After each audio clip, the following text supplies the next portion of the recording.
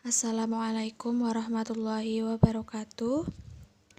Kami dari kelompok 9 kelas Ilmu Mantik A akan menjelaskan sedikit mengenai silogisme. Kami beranggotakan yang pertama Khofifah Trilestari NIM 2618019, yang kedua Alisa Kotrunada NIM 2699018, kemudian Suci Nur Hidayah NIM 2699028, dan yang terakhir Intan Lestari NIM 2699072. Pengertian silogisme. Silogisme merupakan bagian dari logika.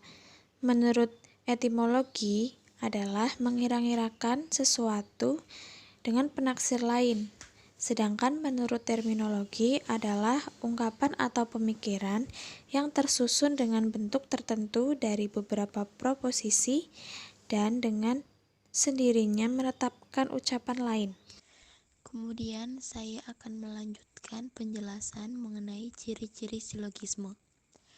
Adapun ciri-ciri silogisme yang membedakan dari jenis penarikan konklusi lainnya adalah: yang pertama, konklusi dalam silogisme ditarik dari dua premis yang serentak disediakan, bukan dari salah satu premisnya saja. Konklusinya tidaklah merupakan penjumlahan premis-premis itu, tetapi merupakan sesuatu yang dapat diperoleh bila kedua premis itu diletakkan serentak. Ciri-ciri ini membedakan silogisme dari bentuk-bentuk penarikan konklusi langsung dan bentuk-bentuk penarikan konklusi tak langsung lainnya. Yang kedua yaitu konklusi dari suatu silogisme tidak dapat mempunyai sifat yang lebih umum daripada premis-premisnya. Kemudian yang terakhir yaitu konklusinya benar bila dilengkapi dengan premis-premis yang benar. Suatu hal yang penting pada silogisme dan pada bentuk-bentuk inferensi deduktif yang lain, persoalan kebenaran dan ketidakbenaran pada premis-premis tak pernah timbul karena premis-premis selalu diambil yang benar.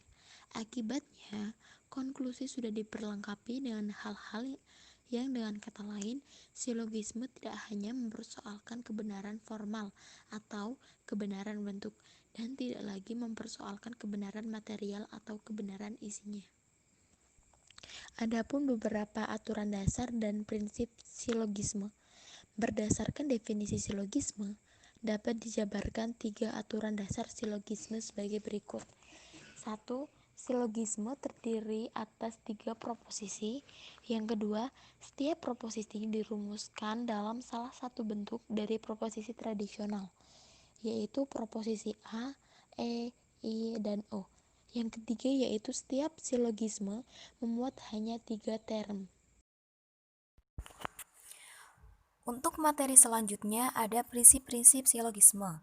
Sebelumnya, perkenalkan dulu, saya Suci Nur Hidayah, NIM 2699028, akan menjelaskan tentang prinsip-prinsip silogisme. Jadi, prinsip-prinsip silogisme itu ada 2. Yang pertama, ada prinsip persamaan, dan yang kedua, ada prinsip perbedaan. Nah, apa sih prinsip persamaan dan prinsip perbedaan itu? Kita akan bahas satu persatu. Yang pertama, prinsip persamaan. Apabila terdapat dua buah term yang keduanya saling berhubungan dengan term yang lain, maka kedua term itu saling berhubungan pula. Contoh, A sama dengan C, B juga sama dengan C, maka A sama dengan B. Contoh dalam kalimatnya seperti ini. Besi adalah logam yang sangat berguna. Besi adalah logam yang paling murah.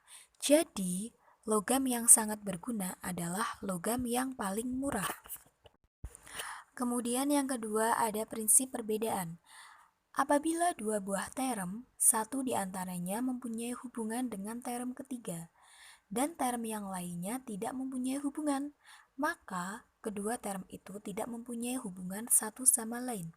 Contoh, A sama dengan C, tetapi B tidak sama dengan C. Jadi, A juga tidak sama dengan B. Contoh dalam kalimat seperti ini. Tidak seorang pun manusia yang sempurna di dunia ini. Si Ali adalah manusia, jadi si Ali tidaklah sempurna di dunia ini. Selanjutnya, saya akan menjelaskan tentang validitas silogisme. Untuk menguji apakah sebuah silogisme yang kita susun sah atau tidak, dapat digunakan uji validitas dengan menggunakan diagram Venn. Mengingat sebuah silogisme itu mempunyai 3 term yang berbeda, maka untuk menguji sebuah silogisme harus dipergunakan 3 lingkaran.